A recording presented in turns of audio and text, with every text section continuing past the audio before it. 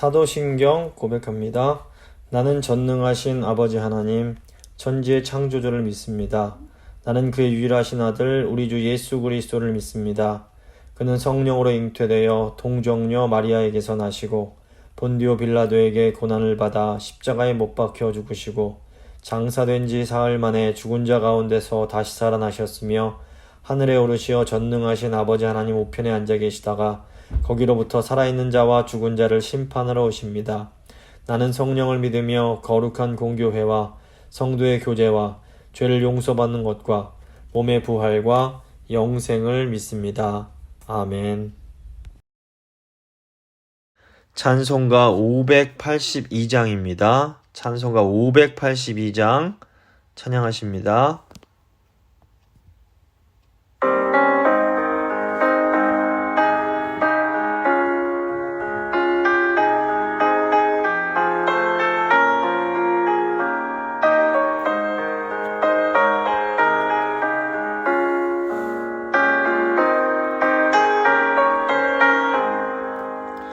어둠 밤 마음에 잠겨 역사의 어둠 짙었을 때에 계명성 동쪽에 밝아 이 나라 요명이 왔다.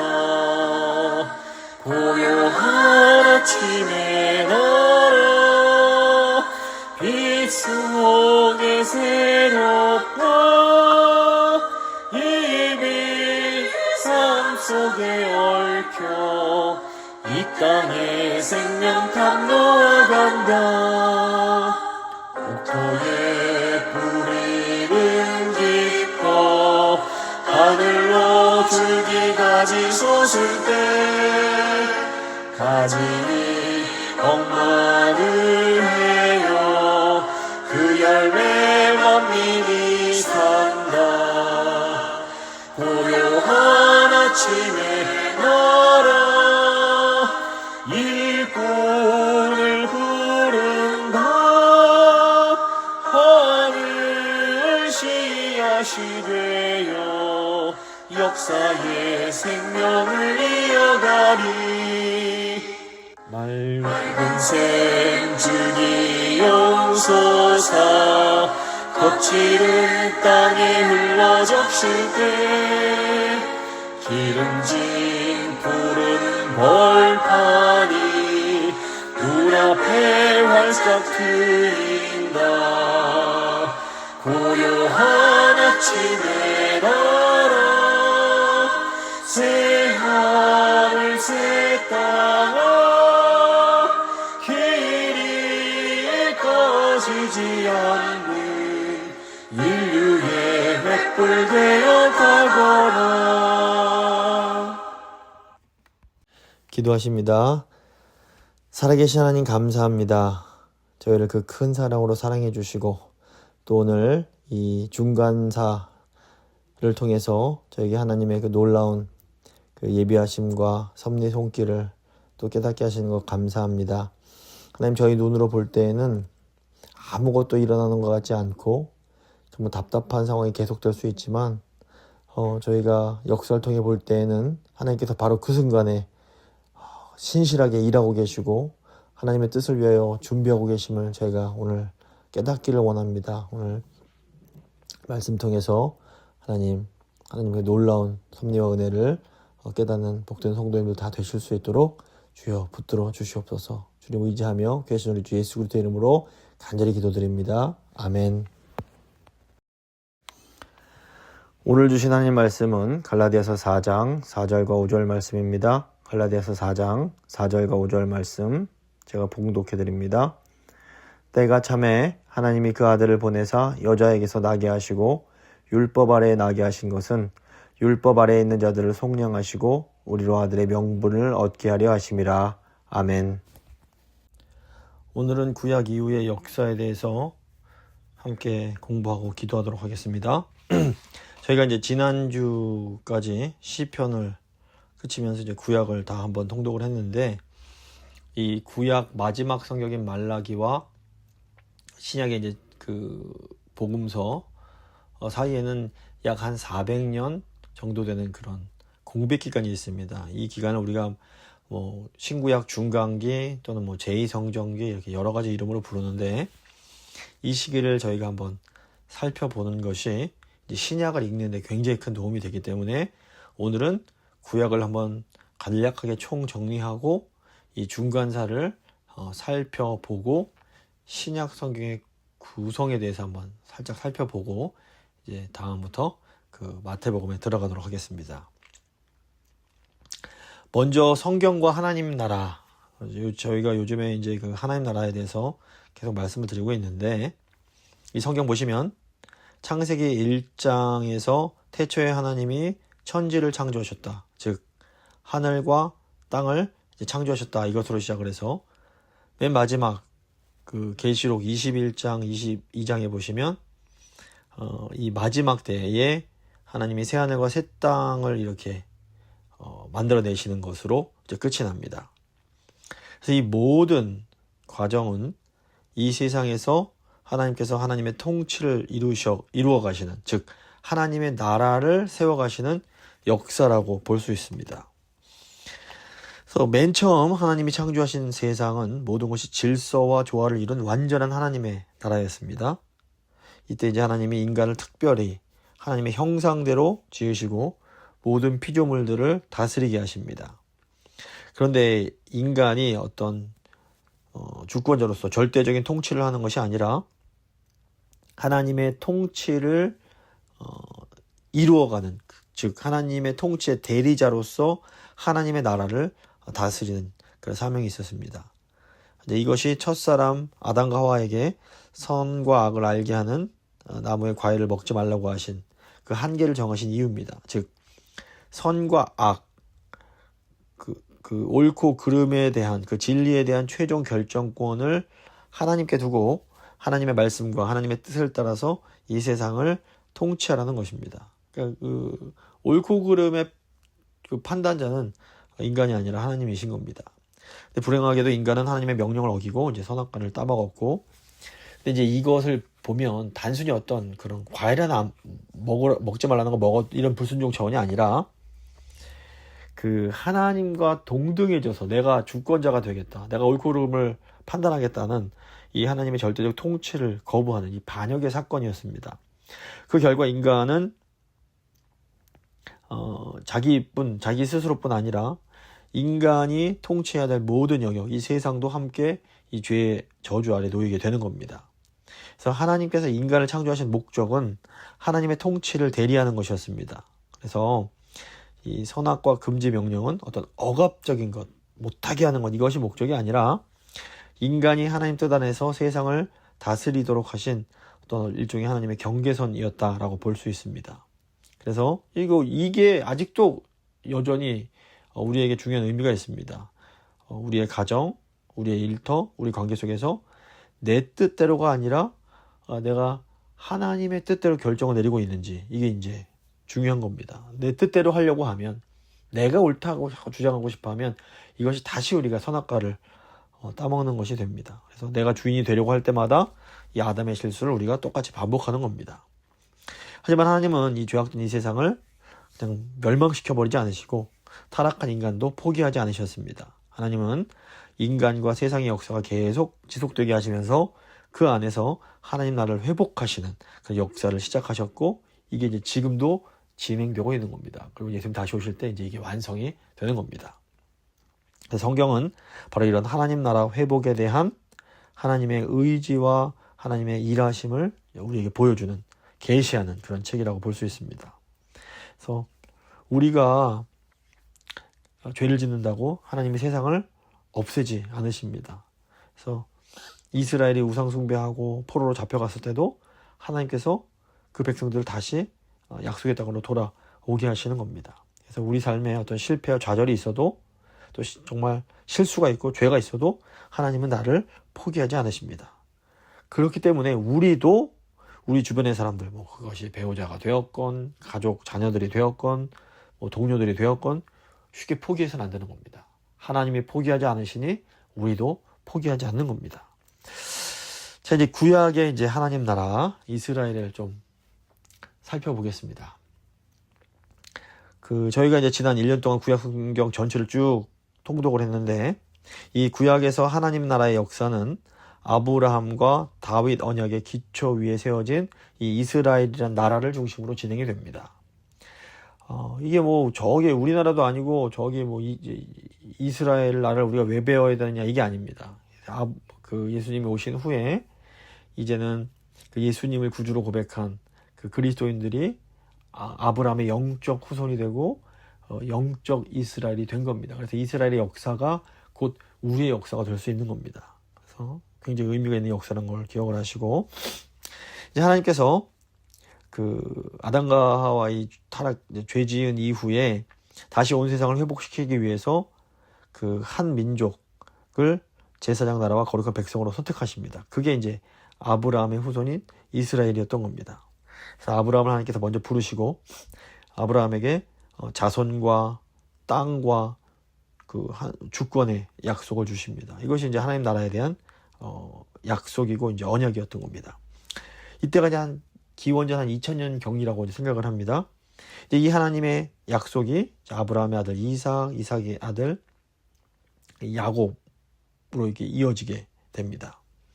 그리고 하나님의 약속대로 야곱의 12아들이 애굽에서 크게 번성해서 이스라엘 민족을 이루게 되고, 하나님께서 그 이스라엘 민족을 애굽의 압제에서 구출해 내십니다. 이때가 이제 기원전 한 1500년경쯤 될 거라고 생각을 합니다.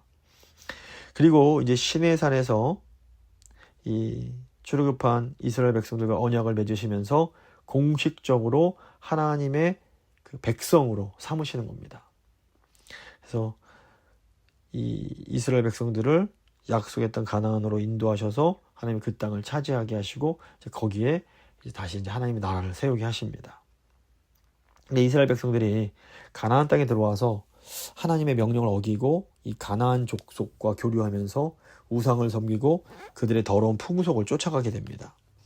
하나님께서 이제 이에 대한 심판으로서 이스라엘 주변 나라가 이제 침략을 하게 하시고 몽둥이를 드신 겁니다. 그래서 계속 이스라엘이 이제 외부의 침략 때문에 고통을 받는데, 이제 이런 역사가 사사시대 한 350년 동안 계속이 된 겁니다. 그 이후에 이제 사울이 최초로 기름을 받고 왕이 되었습니다. 하지만 아시는 것처럼 사울은 하나님 방식이 아니라 세상 방식, 하나님의 명령이 아니라 자기의 어떤 욕망을 추구했기 때문에 하나님께 불순종하고 버림을 받게 됩니다.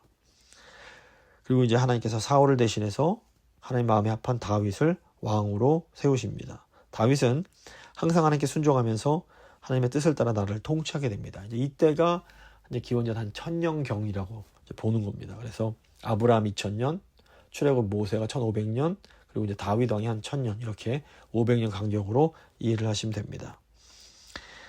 자, 이런 하나님께 순종하는 다윗에게 하나님은 다윗의 후손이 대대로 나를 다스리도록 영원한 왕권을 주겠다 약속을 하십니다. 물론 이 나라는 하나님의 나라입니다. 하나님께서 통치하시는 나라고, 그래서 다윗의 후손들인 왕들은 하나님 말씀에, 하나님의 율법에 순종해야 될 의무와 책임이 있었던 겁니다. 이제 불행하게도 다윗의 후손들이 다윗 같지 못했고 하나님을 배반하면서 하나님 백성들을 잘 다스리지 못했습니다. 결국 이 하나님의 나라 이스라엘이 남북으로 이제 분열이 되고, 결국 이 분열된 나라도 이제 각각 아수르와 바벨론에 의해서 멸망하게 됩니다. 그러면서 이제 다윗 왕조가 끊어지게 되고, 이 하나님 백성들이 약속의 땅에서 쫓겨나서 저 이방 땅 바벨론으로 포로로 잡혀가게 됩니다.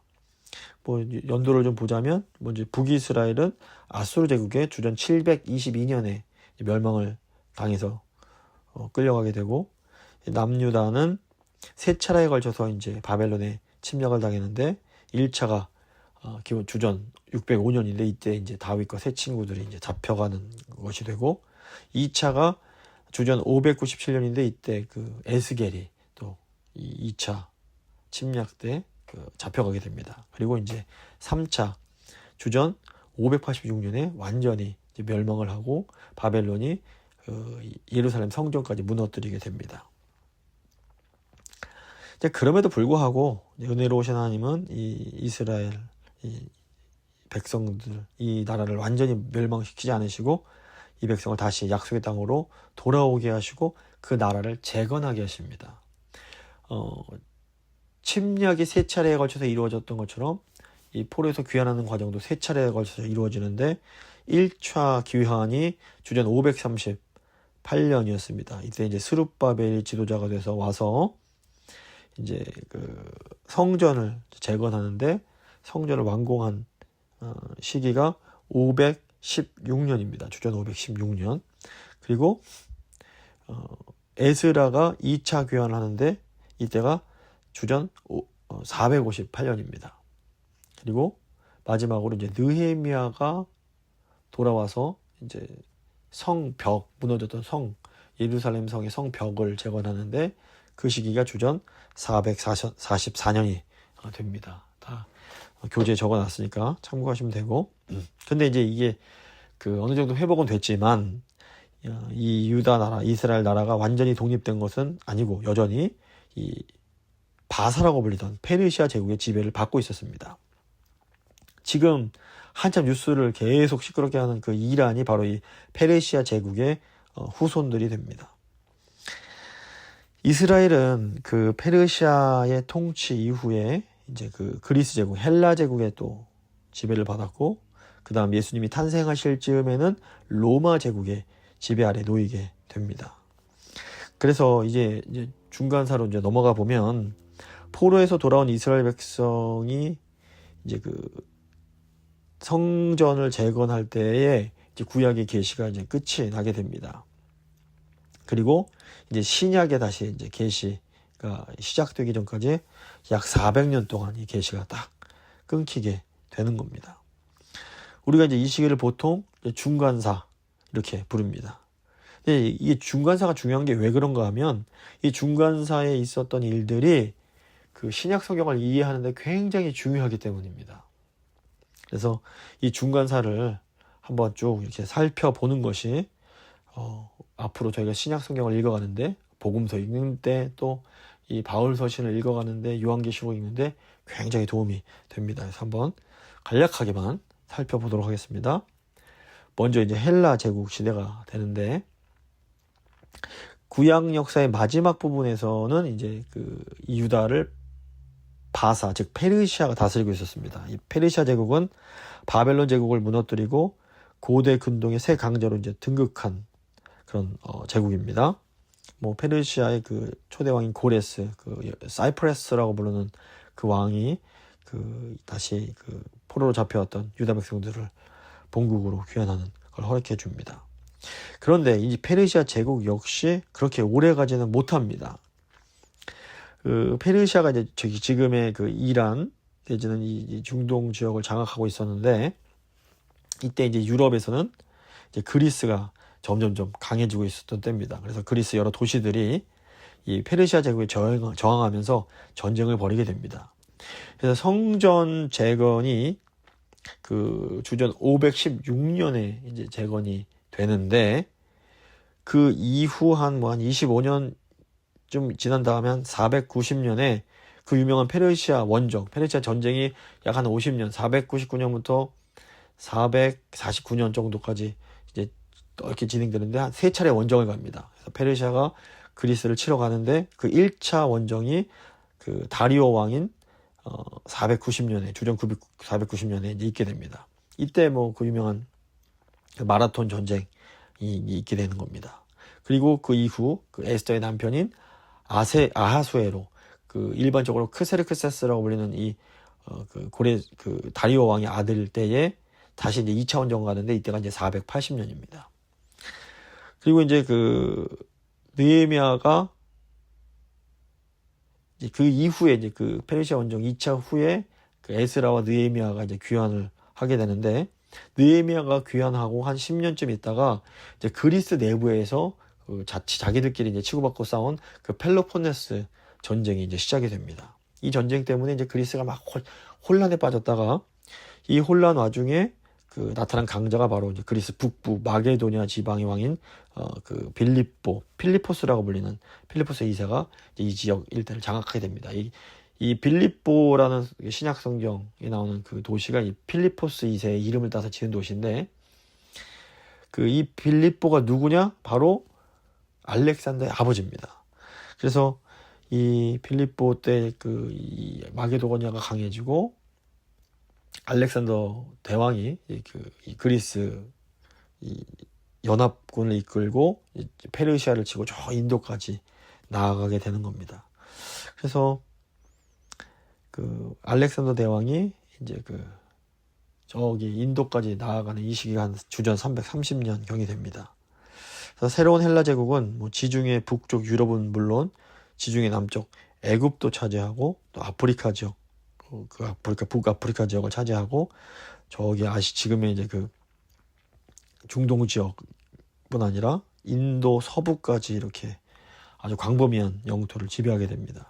그래서 이제 알렉산더의 스승이 누구였냐면 그 유명한 아리스토텔레스였습니다. 그래서 알렉산더가 이 헬레니즘, 이 헬라의 문화를 너무나 소중하게 생각했고 이 헬라 문화를 전 세계에 이렇게 퍼뜨리고 싶어 했습니다. 그래서 이 알렉산더가 동서융합 정책을 펴면서 이 헬라의 언어, 헬라의 예술, 헬라의 문화가 이제 알렉산더가 정복한 전 지역에 퍼지게 되는 겁니다.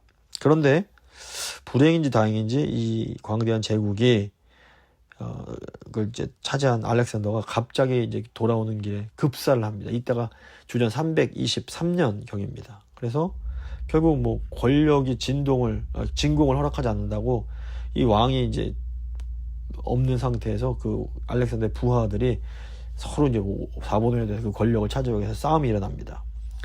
굉장히 복잡한 과정이 있었지만 크게 결국 4개의 그 제국으로 이제 갈라지게 되는데, 맨 그 지도 보시면 그 그리스 지역에 그 카산더라는 왕국이 생기고, 그 다음에 오늘날 터키 즉 소아시아 지역에 리시마커스라는 그런 왕국이 생기고, 그 다음에 그 소아시아 지역과 지금 이라크, 이란에 해당되는 그 지역에 그 셀류커스 왕조가 생기고, 또 그 다음에 저 북아프리카 이집트는 그 프톨레미라는 왕조, 이 4개의 왕조가 생겨나게 되는 겁니다. 근데 우리에게 중요한 건 그럼 이스라엘은 누가 다스렸느냐인데, 제일 처음 이 이스라엘 지역, 이 팔레스틴 지역을 다스린 게 이 이집트를 다스리던 프톨레미 왕조입니다. 그래서 프톨레미 왕조를 처음 시작했던 그 프톨레미 1세는 이집트 이제 북부 항구 도시인 그 알렉산드리아에 큰 도서관과 박물관을 세우면서 굉장히 활발하게 문화 활동을 후원을 합니다. 그래서 굉장히 발전을 많이 하게 되고, 그 프톨레미 1세를 뒤이어서 왕이 된 프톨레미 이제 2세가 더 이렇게 아버지가 시작했던 그 문화 사업을 확장시켜서 이 알렉산드리아 도서관이 너무너무 유명해지는데, 이 시기에 이제 그 구약 성경이 원래 히브리어로 쓰여졌는데 이게 헬라어로 번역이 됩니다. 당시에 이제 많은 유대인들이 이 이집트 북부 도시인 알렉산드리아에 많이 와서 살고 있었는데, 이들도 이제 자녀들이 거기서 살다 보니까 헬라어를 쓰게 되니까 자녀들에게 성경을 가르치기 위해서 헬라어 번역이 이제 필요했던 겁니다. 그래서 프톨레미 2세가 명령을 내려서 각국의 그 경전들을 이제 번역하는 작업을 했기 때문에 그 중에 하나가 이제 성경이 이렇게 히브리어에서 헬라어로 번역이 되는 겁니다. 이게 왜 중요한가? 신약 성경이 헬라어로 쓰여졌는데, 신약 성경에서 이제 구약을 인용할 때 바로 이 70인역 그 헬라어로 번역된 구약 성경을 사용했기 때문에 이 70인역이 굉장히 중요한 겁니다. 이제 그러다가 이제 프톨레미는 이제 이집트를 장악을 했다면, 현재 뭐 바벨론이나 현재 이라크적인 바벨론이나 뭐 이란인 페르시아 지역을 장악했던 왕조가 바로 이제 셀류커스 왕조인데, 이 서로 이제 셀류커스 왕조와 이 프톨레미 왕조가 종종 이 영토를 두고, 특별히 팔레스틴이란 이 요충지를 두고 분쟁을 많이 했습니다. 그러다가 주전 198년에 이 안티오쿠스 3세. 그러니까 안디옥이라는 도시가 이 안디오쿠스의 이름을 따서 지은 건데, 이 안티오쿠스 3세가 이제 승리를 하고 결국 이제 이 이스라엘에 있던 팔레스타인이 결국 이제 이 셀리코스의 지배로 넘어가게 됩니다. 안티오쿠스 3세가 처음에는 굉장히 이제 유대인들을 잘 대우해 줬습니다. 마음껏 종교 생활을 할 수 있도록 해 줬는데, 그 이제 그 아들 때가 되는 이제 안티오쿠스 4세 때가 되면 국제 정세가 이제 막 변합니다. 이때 어떤 일이 일어나냐면 저쪽 그 유럽 저 서반부 쪽에서 로마가 강성해지기 시작하는 겁니다. 그래서 이 안티오쿠스 4세는 그 헬라적인 그걸 지키기 위해서 그냥 정치 경제적뿐 아니라 문화적으로도 완전히 이 아시아 지역, 소아시아 지역뿐 아니라 팔레스틴을 차지하기 위해서 아주 강력한 헬라화 정책을 펼치게 됩니다. 그러면서 유대교를 핍박하기 시작하는 겁니다. 그래서 안티오쿠스 4세가 자기를 제우스의 현신이다 이렇게 내세우면서 예루살렘 성전에 제우스 신상을 세우게 됩니다. 다니엘서에 나오는 가증한 물건이 쓰게 되는 겁니다. 그리고 안식일과 할례 등 유대인들의 관습과 제도를 폐지하고 심지어 율법책까지 파기하는 그런 일들을 하게 됩니다. 그리고 이제 제우스를 위한 제단에서 그 부정한 제물을 그 돼지를 바치게 하고 부정한 그러니까 이 유대인들이 볼 때 너무너무 부정한 음식을 또 먹게 했던 겁니다. 이런 식으로 이제 유대인의 종교를 완전히 말살하려고 시도를 했는데 이제 도리어 이것이 유대인들의 굉장히 강한 반발을 하면서 셀루코스 왕조가 이제 이 이스라엘 지역에서 물러나게 되는 그 계기가 됩니다. 이제 유다의 독립 시대를 좀 살펴보겠습니다. 그 예루살렘 근교 모데인이라는 마을이 있는데 여기에 이제 늙은 제사장인 마따디아라는 사람이 있었습니다.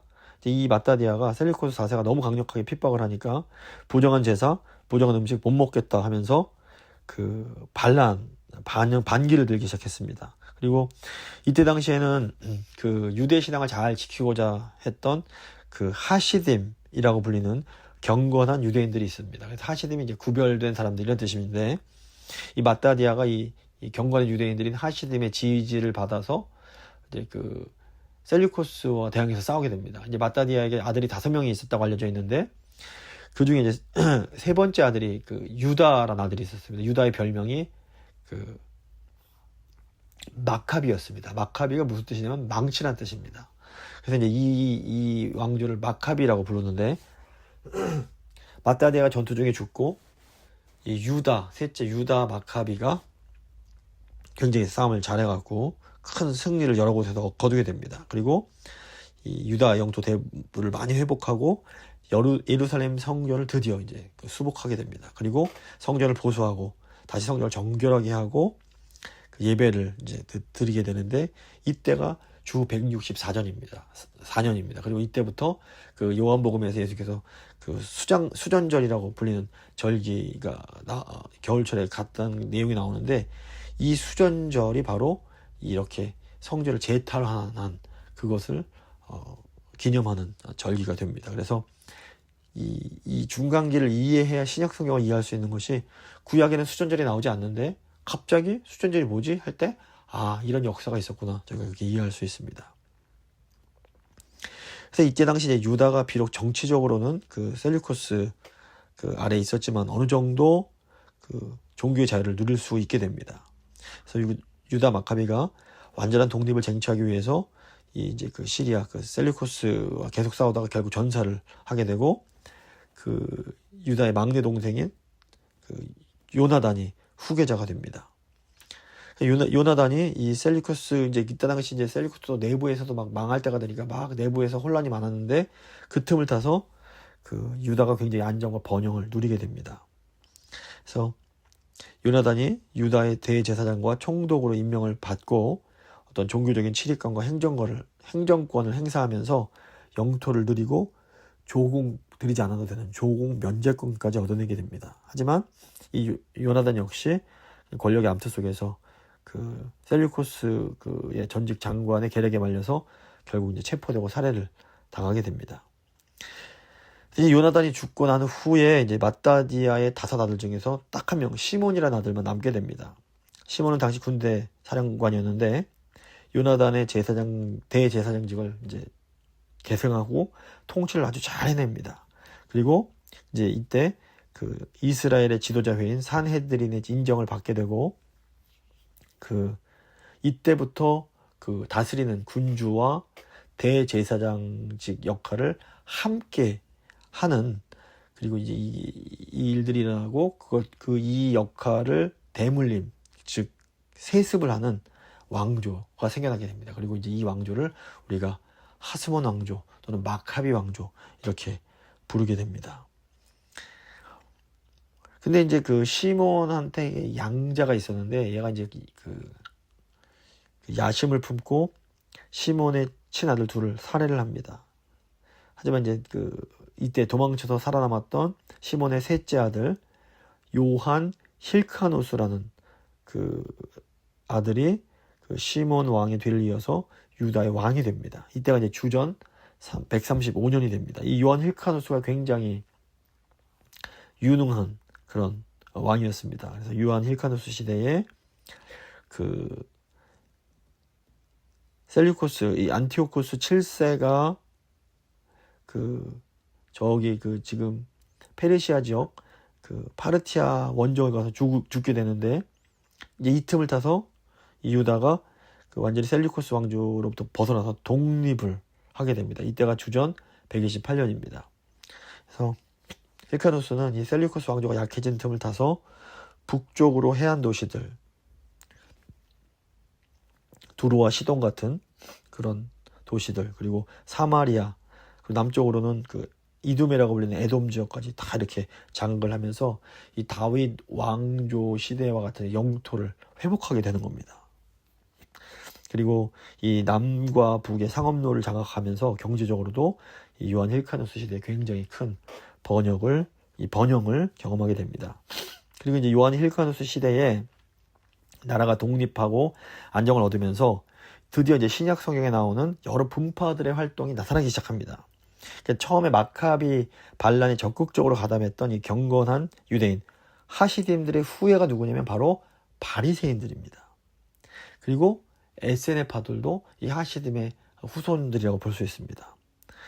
이제 바리새파 같은 경우에는 이 하스몬 왕조와 결별을 하고 율법과 교리 연구 그리고 종교적인 관습을 지키는데 굉장히 집중합니다. 그러면서 이제 소위 성경에 나오는 장로들의 유전을 이제 전통을 아주 정교하게 만들어내는 겁니다. 바리새파가 비록 현실 정치에선 떠나 있었지만 대중들의 큰 지지를 받았기 때문에 정치권에서도 이 바리새파들을 함부로 하지는 못했습니다. 반면 에세네파는 더 율법에 온전히 순종하기 위해서 아예 그냥 저 외딴 사해 근처의 광야로 가서 그곳에서 공동생활을 합니다. 그러니까 바리새파가 하나님을 섬기면서 유다 공동체 안에 들어와서 생활했다면 에세네파는 하나님을 섬기기 위해서 이 유다 공동체 그냥 밖에 나가서 외딴 곳에서 고립된 삶을 살았다고 볼 수 있습니다. 이 바리새파나 에세네파와 달리 현실 정치 권력인 하스몬 왕과 아주 친하게 지내면서 이렇게 이 귀족충을 이루었던 그 제사장들을 우리가 이제 사두개인들이라고 부릅니다. 그래서 당시에 바리새, 에세네, 사두개가 이렇게 형성이 됩니다. 힐카노스가 이제 죽은 후에 다섯 아들 사이에서 권력도 다툼이 있게 됩니다. 이때 이제 첫째 아들인 아리스토블루스라는 그 아들이 정권을 잡고, 아리스토블루스 1세인데 이 사람이 다른 아우들을 이렇게 죽이거나 감옥에 가둬 버립니다. 그래서 아리스토블루스가 대제사장과 왕을 겸직하면서 밖으로는 갈릴리 지역을 회복하는 등 성공적인 통치를 하는 듯 했는데 그만 1년 만에 죽어버립니다. 그러자 이 아리스토블루스 1세의 미망인인 살로메 알렉산드라는 여인이 당시 감옥에 유일하게 살아있던 시동생 알렉산더 안네우스와 결혼을 하고 이제 그를 왕으로 세우게 됩니다. 그러니까 보면 시동생이 살로메보다 14살이나 어렸다고 그럽니다. 근데 어린 시동생과 결혼을 하고 이제 왕으로 세운 겁니다.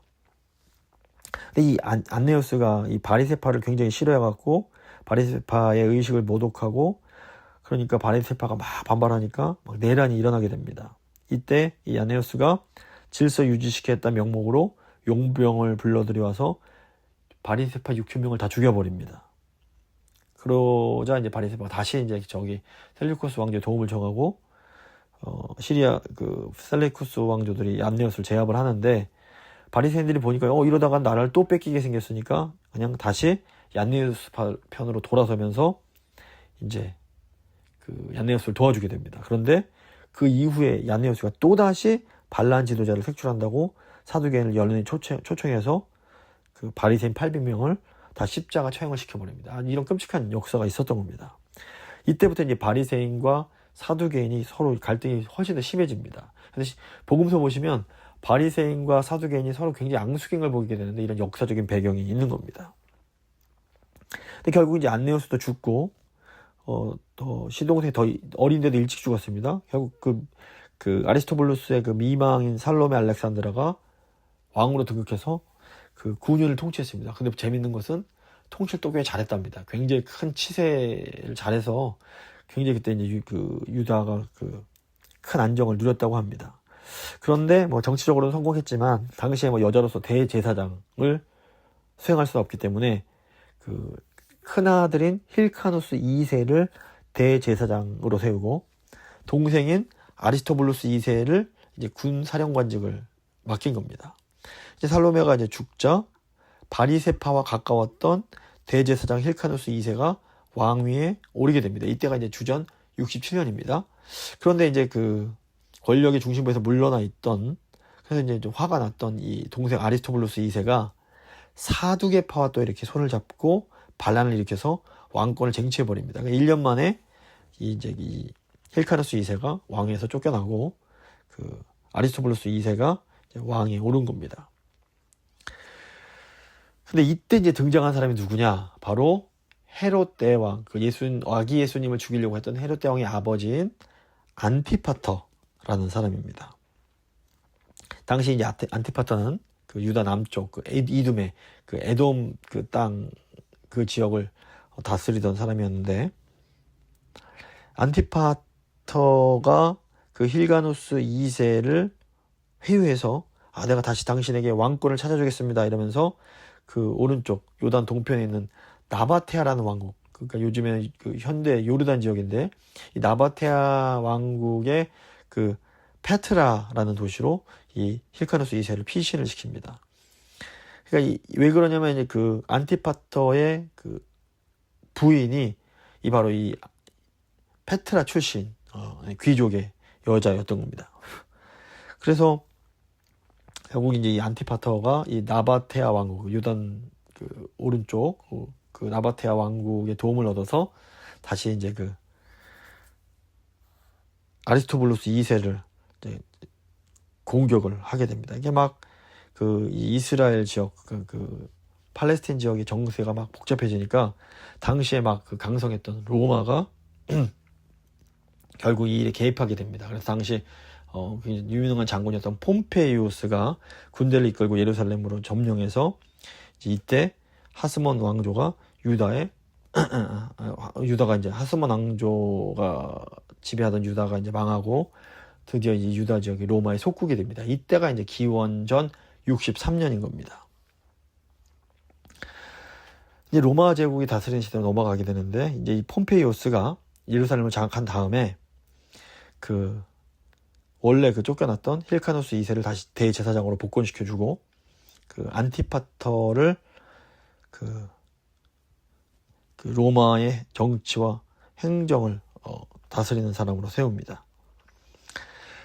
그래서 이제 어느 정도 안정돼 가는 와중에 로마에서는 이 카이사르와 뭐 삼두 정치하던 카이사르와 폼페이우스가 서로 이제 싸우면서 카이사르가 정권을 장악하게 됩니다.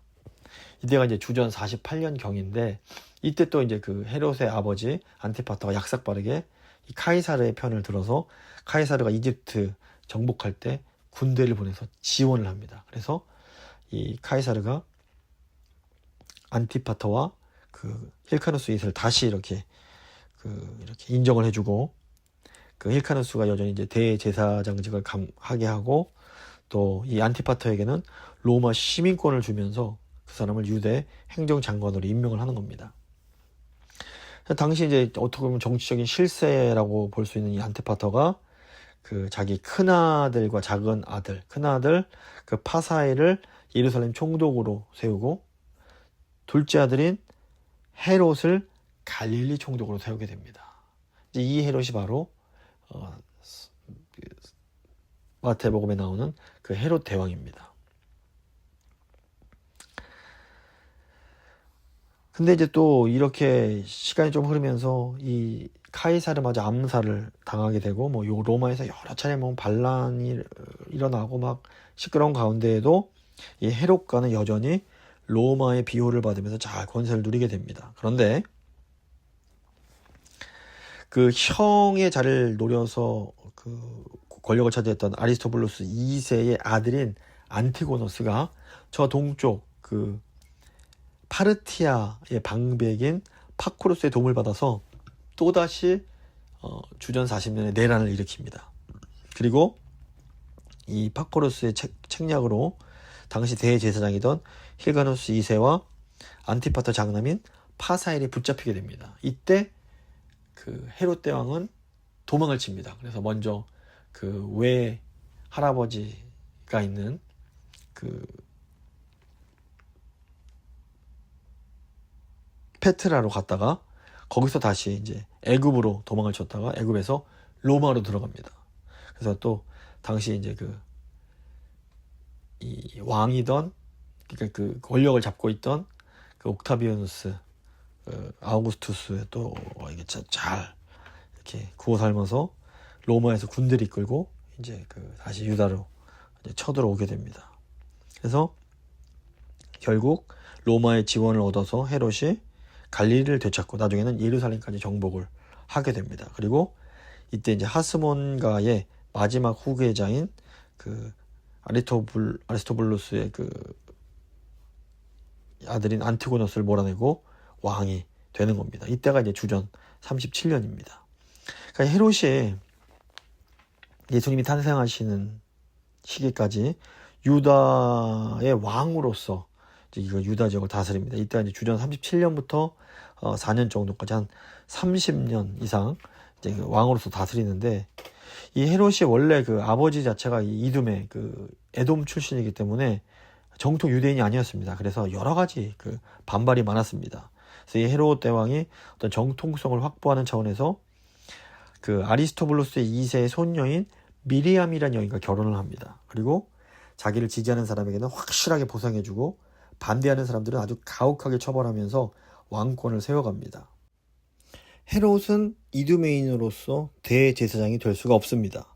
그래서 대제사장 승계권을 가진 이 처가 하스몬 가문이 너무 큰 위협으로 느껴진 겁니다. 그래서 헤롯이 이 장모인 알렉산드라는 그 힐카누스 2세의 딸이면서 또 아리스토블루스 2세의 그 며느리이기도 이제 했습니다. 그래서 이 알렉산드라와 그 또 아내 미리암의 그 압력으로 그 처남인 아리스토블루스 3세를 대제사장으로 세우게 됩니다. 그런데 이 아리스토블루스 3세도 또 의문의 사고로 일찍 죽게 됩니다. 결국 헤롯이 보면 마태복음에도 보면 너무 두려움이 많은 사람인데 왕좌를 잃을까봐 두려움을 많이 느꼈는데 얼마나 두려웠냐면 당시 80세가 넘은 힐가누스 2세마저 음모죄를 뒤집어씌워서 죽여버립니다. 그리고 그 이후에도 그 힐가누스의 그런 후손이라고 할 수 있는 사람들을 싸그리 다 죽여버립니다.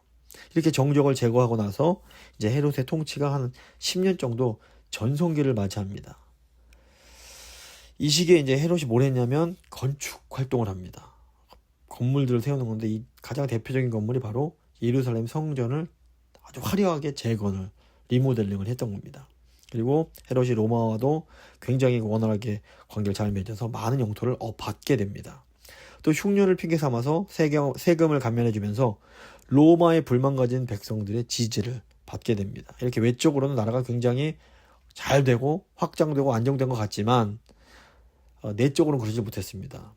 헤롯이 10명의 아내가 결혼해서 아들을 많이 낳았는데 이 아들 사이에 또 권력과 암투가 굉장히 심했던 겁니다.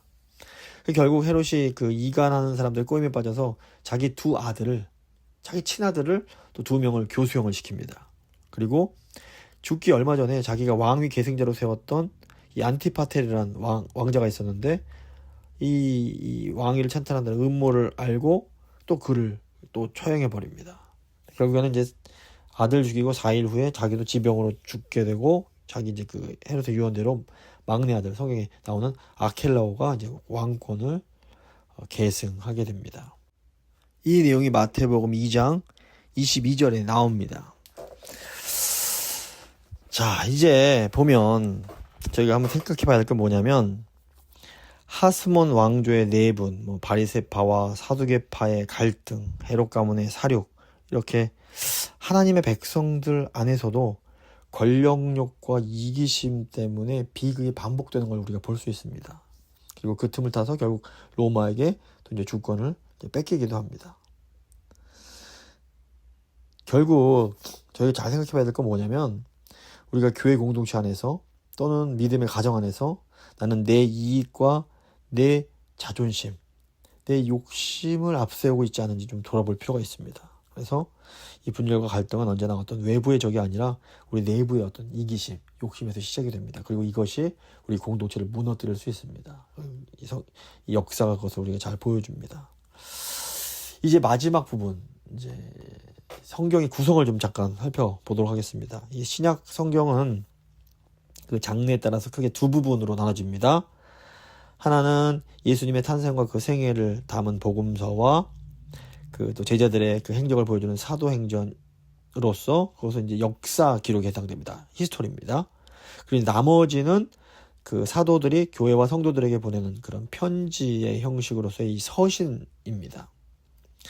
이 서신서 중에서 로마서부터 저 빌레몬서까지 13권은 바울이 쓴 서신이기 때문에 바울 서신으로 불리고 그 중에서도 또 이제 9권은 그 교회를 어떤 교회 공동체를 향해서 썼고 또 4권은 특별히 어떤 개인을 향해서 쓴 그런 편지들입니다. 그리고 바울 서신에 이어서 나오는 나머지 9권은 이제 바울이 아닌 다른 베드로라든가 야고보 같은 다른 사도들이 쓴 서신으로서 특정 교회나 개인을 대상으로 한 서신이 아니라 그냥 교회 일반에 보낸 편지라는 의미에서 일반 서신 또는 공동 서신이라고 부릅니다. 이제 물론 또 이제 엄밀한 의미에서는 이제 히브리서라든가 요한계시록은 이렇게 일반 서신 이외에 또 다른 책으로 또 분류됩니다. 먼저 이제 복음서를 보시면 이 예수님의 탄생부터 공생의 사역 그리고 죽으심까지를 이제 기록하고 있습니다. 부활과 이제 승천까지 기록을 하는데 제가 교재에 적어드린 그림을 보시면 신약의 복음서는 구약의 율법서, 즉 모세오경과 서로 짝을 이룬다고 볼 수 있습니다. 그래서 구약의 첫 번째 단원인 율법서는 하나님의 언약 백성, 곧 12지파로 구성된 이스라엘이 등장하게 된 초기 역사와 그들이 언약 백성으로 지켜야 될 하나님의 법을 기록하고 있습니다.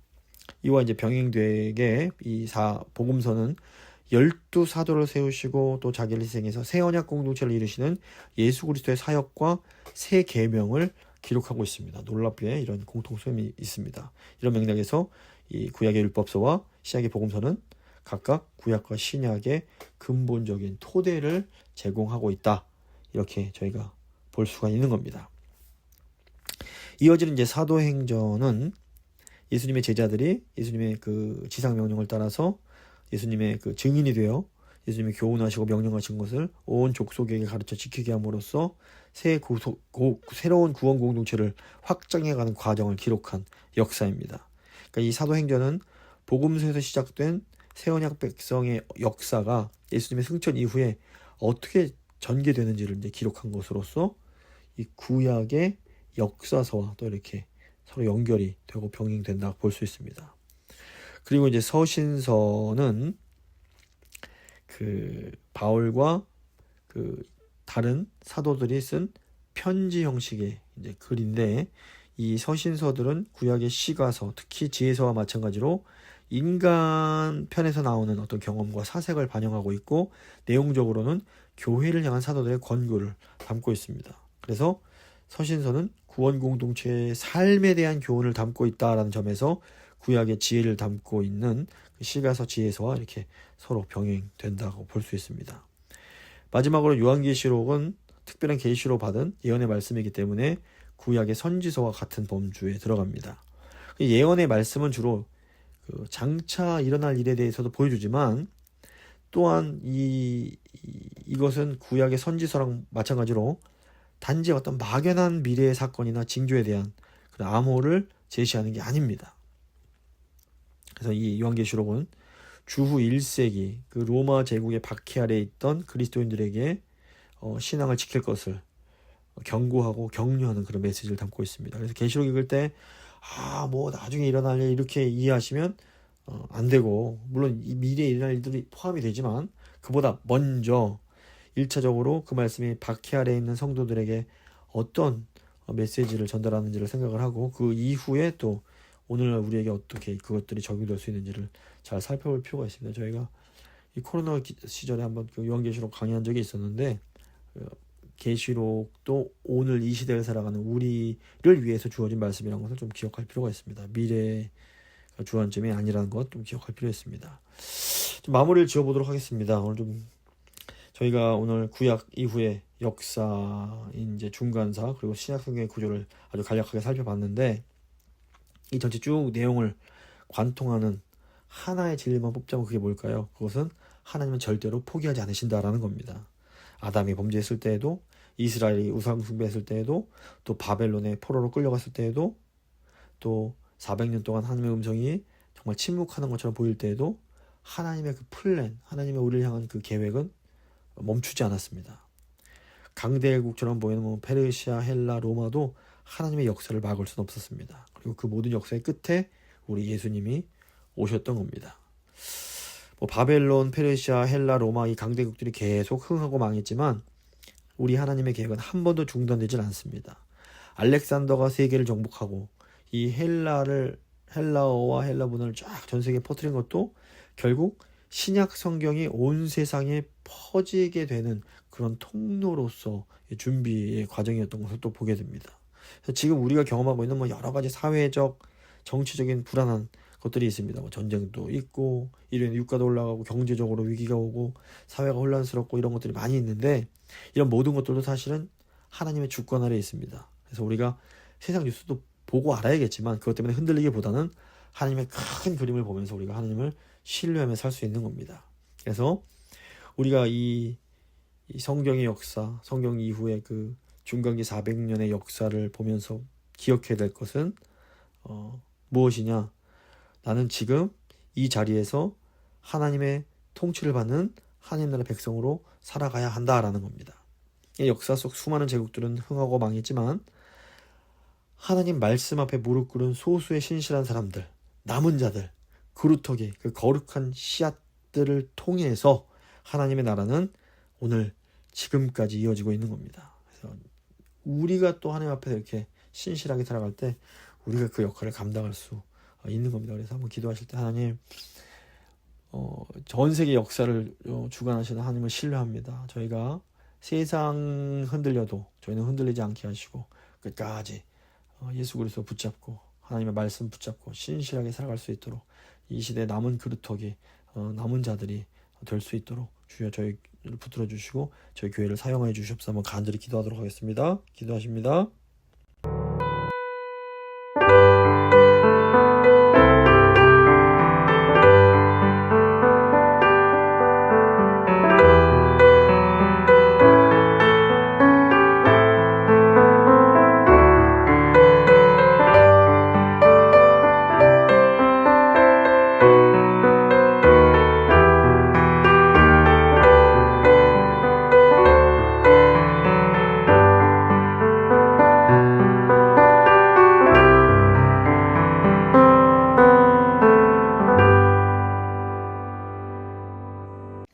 이제 잠시 교회와 세상 위해서 기도하는 시간 갖도록 하겠습니다. 먼저 첫 번째 기도 제목으로는 우리 교회가 정말 예수 그리스도 부활의 증인으로 살아가는 교회가 될 수 있도록 한번 같이 기도해 주시기 바랍니다. 우리가 이 부활을 믿을 때에 세상을 이길 수 있는 놀라운 힘을 얻게 됩니다. 하나님, 저희 부활의 증인되게 하여 주시옵소서. 한번 간절히 기도하며 나아가겠습니다.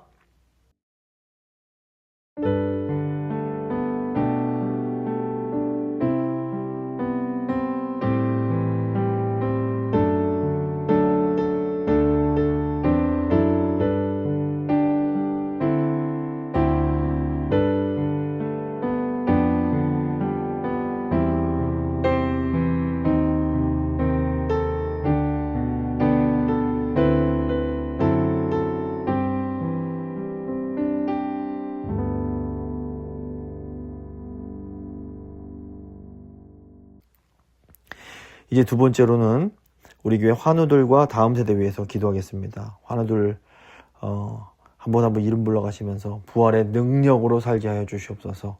부활의 소망을 붙잡고 살게 하여 주시옵소서. 간절히 기도해 주시고, 또 우리 사랑하는 다음 세대들도 부활의 증인된 그런 정말 역동적이고 능력 있는 삶 살아가는 우리 다음 세대 될 수 있게 해달라고 한번 간절히 기도하겠습니다.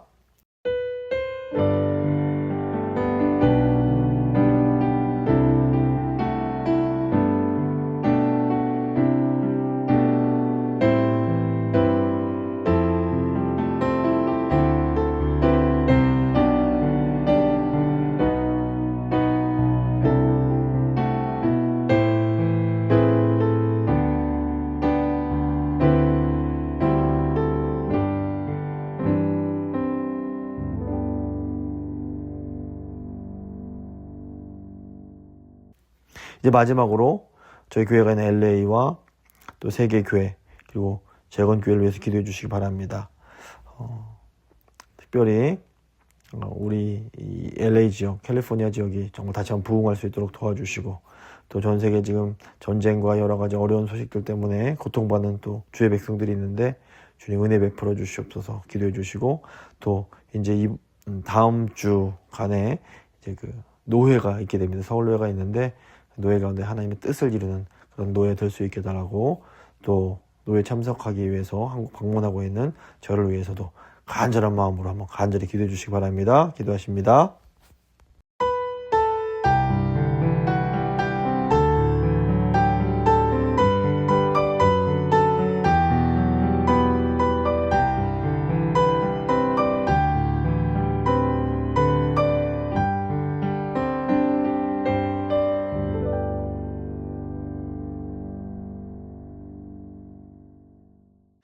참 좋으신 하나님 감사합니다.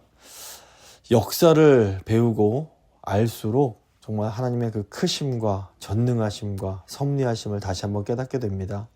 주님, 가장 어두운 시기에 마치 하나님이 계시지 않는 것처럼 느껴지는 바로 그 시기에 하나님께서는 다음 세대를 위해서 놀라운 일들을 준비하고 계십니다. 그러므로 아버지, 저에게 중요한 것은 저희가 어느 상황 속에서든 신실한 남은 자들의 삶을 살아가는 것입니다. 특별히 하나님 일제시대에는 재건교회를 남겨두셔서 이 신실한 남은 그루터기의 사명을 감당하게 하셨는데, 아버지 이 시대의 재건교회들도 정말 그 남은 자의 정신, 그 신실한 주를 섬기는 자들의 그 정신을 잘 이어갈 수 있도록 주의 은혜 베푸시고, 어느 상황 속에서든 오직 주만 의지하며 예수님 따라가는 그런 저희 교회 될 수 있도록 주여 함께하여 주시옵소서.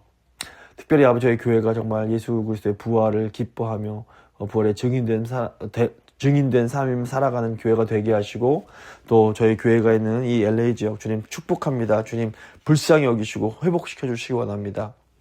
특별히 저희 교회 육신의 연약한 주의 백성들 기억하여 주시고, 또 아버지 특별히 저희 다음 세대를 아버지 기억하여 주셔서 다음 세대들이 믿음 가운데 성장하게 하시고 정말 교회 든든한 기둥들이 될 수 있도록 주여 도와주시기 원합니다. 아무쪼록 주님 저희 교회가 사나주구나 정말 주를 위한 교회가 되게 하시고, 또 저 재건교회가 특별히 이제 다음 주에 또 노예가 있게 될 텐데 아버지 정말 주께서 맡겨주신 시대적 사명 감당하는 그런 교회가 될 수 있기를 정말 주님 간절히 소망하오니 주님 저희와 함께하여 주시옵소서. 정말 주님만 의지하며 귀하신 우리 주 예수 그리스도의 이름으로 간절히 기도드립니다. 아멘. 찬송가 585장입니다. 찬송가 585장 찬양하십니다.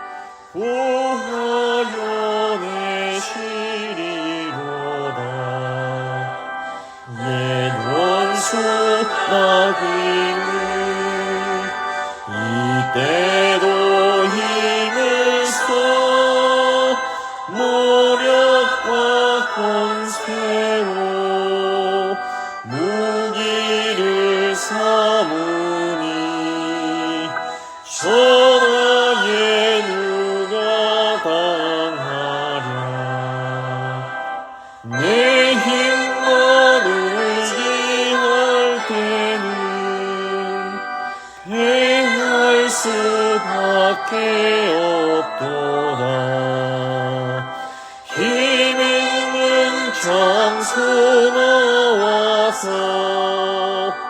날 대신하여 싸우네. 이 장수 누군가? 주 예수 그리스도 만군의 주로다. 당할 자 누구랴? 반드시 이기리로다. 이 땅의 마귀들 들어 우리를 삼키려 하나.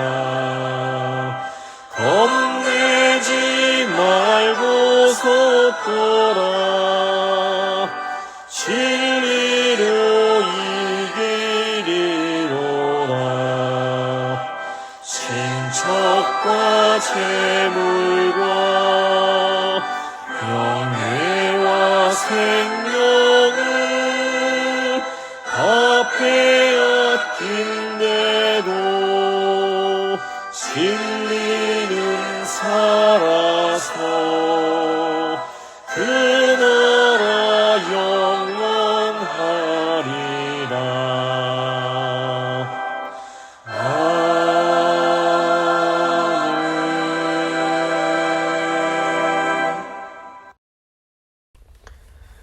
주님 가르쳐 주신 기도로 예배 마치도록 하겠습니다. 하늘에 계신 우리 아버지, 아버지의 이름을 거룩하게 하시며 아버지의 나라가 오게 하시며 아버지의 뜻이 하늘에서와 같이 땅에서도 이루어지게 하소서. 오늘 우리에게 일용할 양식을 주시고 우리가 우리에게 잘못한 사람을 용서해 준 것 같이 우리 죄를 용서해 주시고 우리를 시험에 빠지지 않게 하시고 악에서 구하소서. 나라와 권능과 영광이 영원히 아버지의 것입니다. 아멘.